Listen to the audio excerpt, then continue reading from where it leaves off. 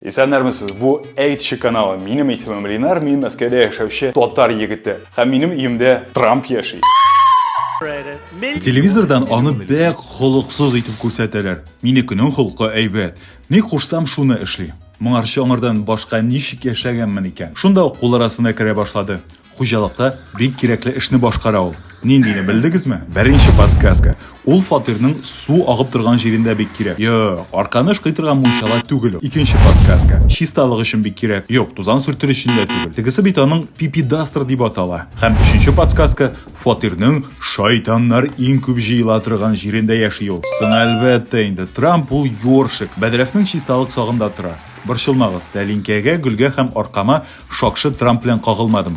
Пакеттан чыгарып, чиста чагында төшереп калдым бу видеоларны. Wildberries'та 438 сумга сатыла. Кыйммәт түгел дип саныйм. Зур ил башын үз куллары белән кайчан тотып карар идем әле. Киләсе видеода маркетплейслардагы башка төрле хикмәтле товарларны тикшерербез.